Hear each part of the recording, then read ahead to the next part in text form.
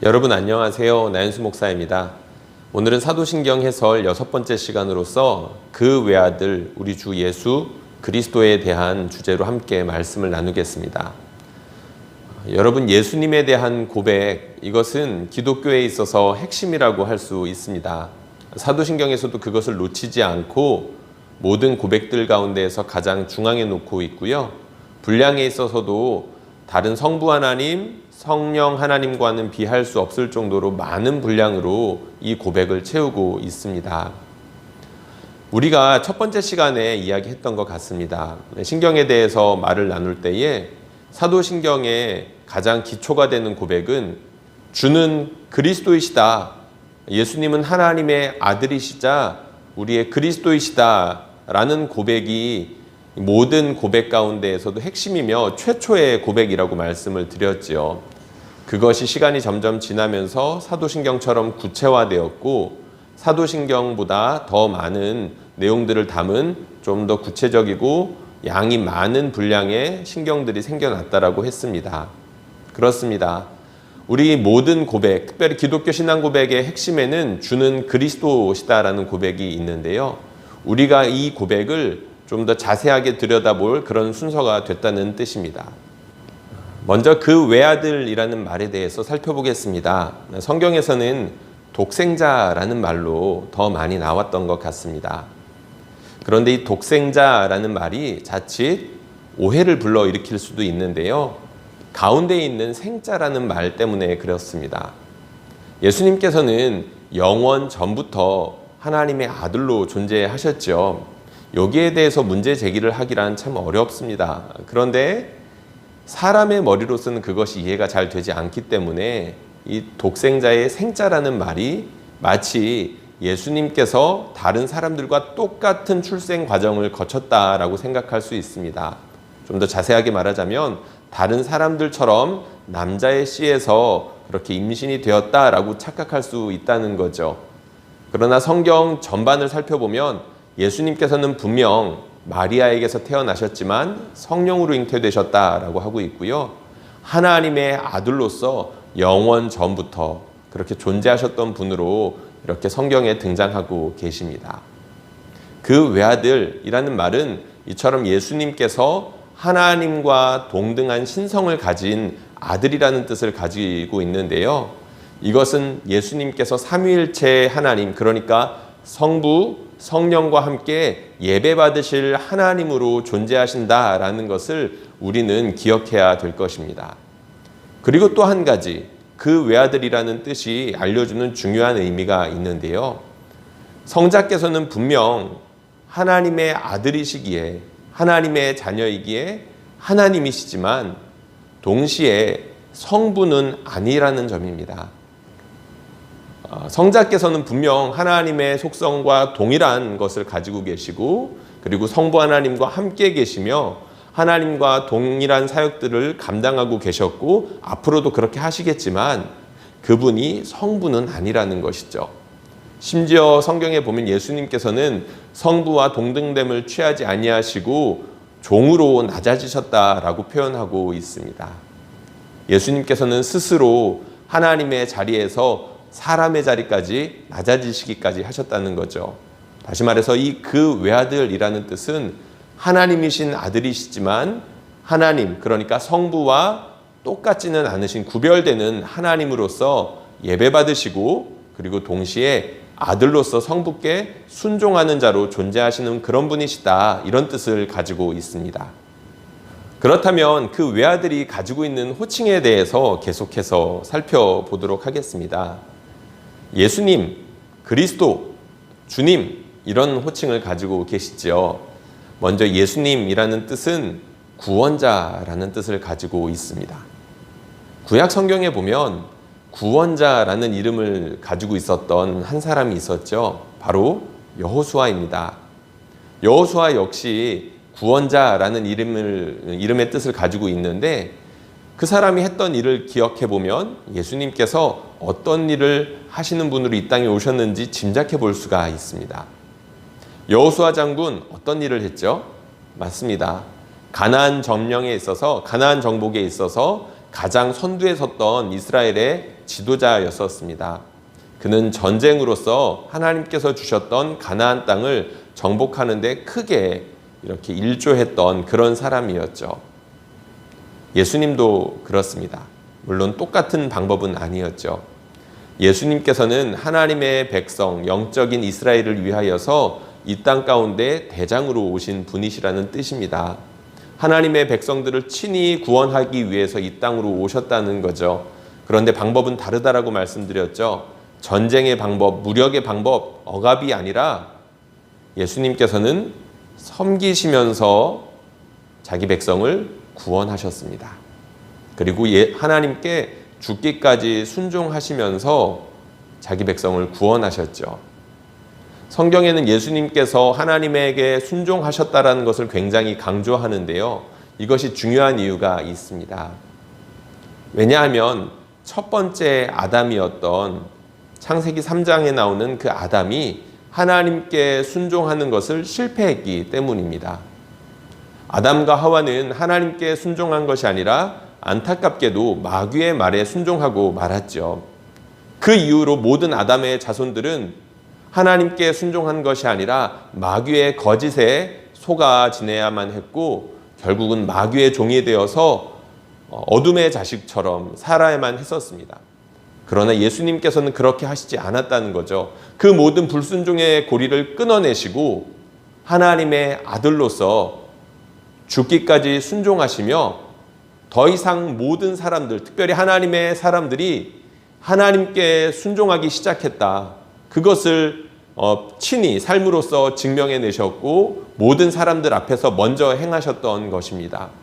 예수님께서 죽기까지 순종하셨을 때 마귀의 마음이 어땠을까요? 여태까지 모든 사람들이 자기에게 순종했었는데 갑자기 아닌 사람이 등장한 겁니다. 안 그래도 구약 성경에서 끊임없이 메시아가 오실 거다라는 그런 이야기가 있었는데 예수님이란 분이 오셔서 자기 말을 듣지 않고 철저하게 완벽하게 하나님의 말씀에 순종하는 한 사람이 있었던 거죠. 예수님께서 십자가에 달려 돌아가셨을 때 신약의 많은 기자들은 그것을 마귀에게 승리하신 사건으로 기록을 하는데요. 이유가 있습니다. 예수님께서 하나님께 순종하심으로써 그동안 마귀에게 복속되었던, 그러니까 마귀에게 복종했던 모든 사람들을 대신해서 순종하시고 그 순종의 싸움에서 이기셨다는 것을 뜻하기 위해서 그런 표현을 썼던 것입니다. 예수님께서는 그렇게 순종하시고 사람들과 같이 낮아지시면서 사람들을 섬기시며 자신의 모든 백성들을 구원하셨다는 것이죠. 그리고 살펴볼 호칭이 그리스도입니다.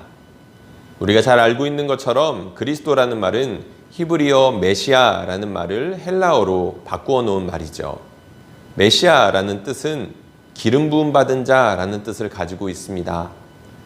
구약 성경을 살펴보면 하나님께서 특별히 세우신 사람들, 그러니까 선지자, 제사장, 왕으로 세운 사람들에게 기름을 부으며 이렇게 그 사람이 하나님께 선택받았다는 것을 표시하곤 했었죠. 예수님께서 그러한 분이라는 겁니다. 하나님께 특별한 선택을 받은 분이신데 그 중에서도 선지자와 제사장 직분보다는 왕의 직분이 훨씬 더 중요하게 부각되는 그런 호칭이라 할 수 있습니다.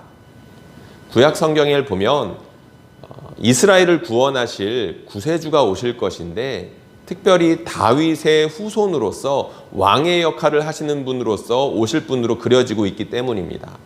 물론 선지자로서 오시고 제사장으로서 오신다는 말도 있지만 특별히 왕으로서 그 나라의 백성의 왕이 되시는 분으로서 그들을 구원하실 것이다 라는 것에 초점이 있다는 것이죠. 예수님께서는 하나님 나라의 모든 백성들의 왕으로서 이 땅에 오셨다는 것입니다. 그리고 마지막으로 우리 주라는 호칭에 대해서 확인해 보겠습니다. 예수님은 우리의 주님이시죠. 우리, 여기서 말하는 우리는 누구일까요? 물론 사도신경을 고백하는 모든 사람들을 뜻할 것입니다. 그리고 예수님을 주님으로 고백하는 모든 사람을 뜻하겠죠. 그리고 궁극적으로는 아직까지 밝혀지지는 않았지만 하나님께서 구원하실 모든 사람들을 뜻할 것입니다. 그 모든 사람의 합이 우리라는 것이죠. 그렇습니다. 그런 우리가 고백하는 주님이 예수 그리스도시라는 건데요.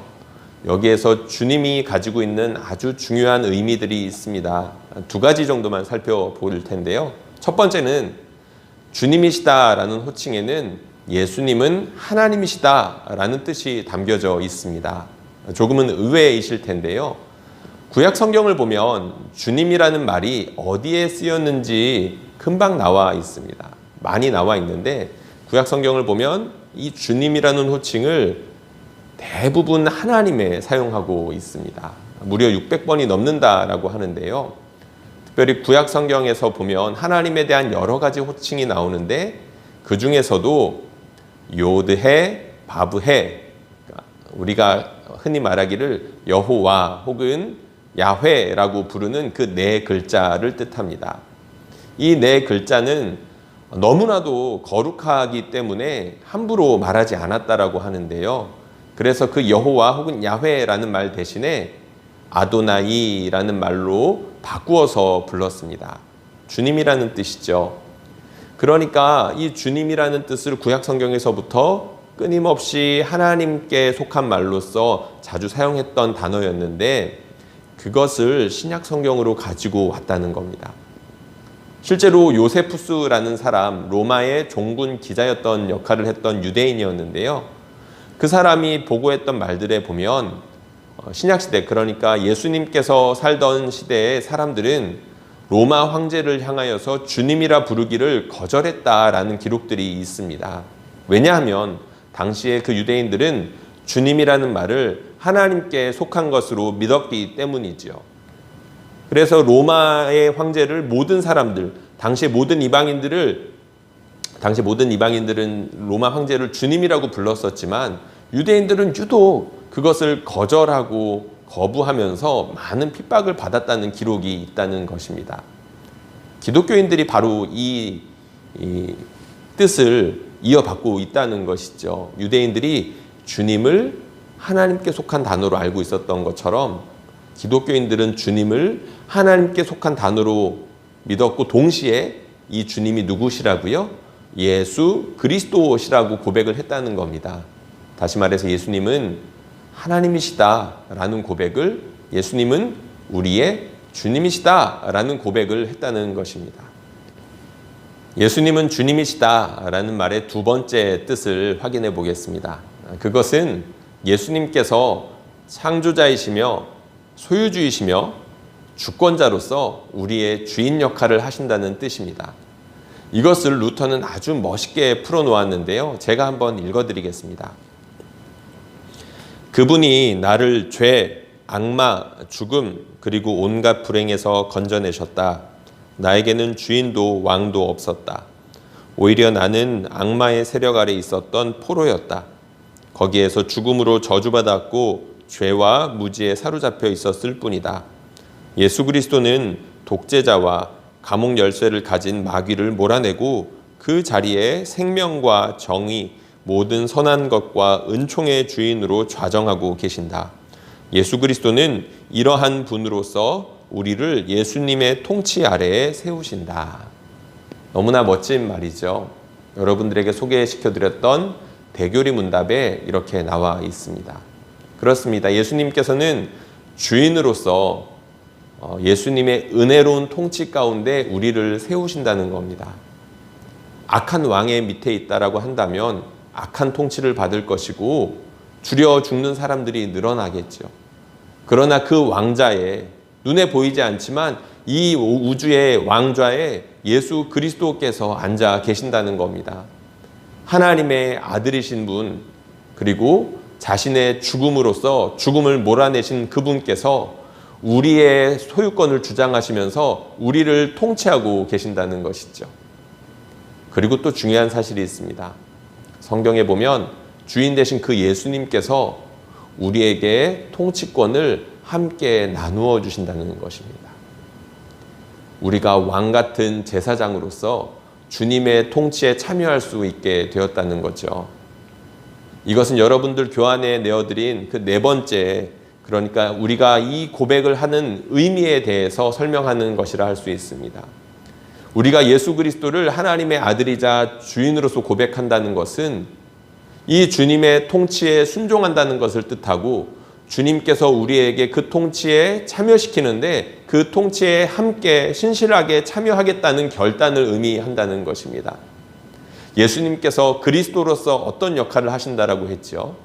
선지자의 역할, 제사장의 역할, 그 중에서도 무엇보다도 왕의 역할을 신실하게 하신다라고 말씀을 드렸죠. 그리고 그 역할을 어떻게 하신다라고 했습니까?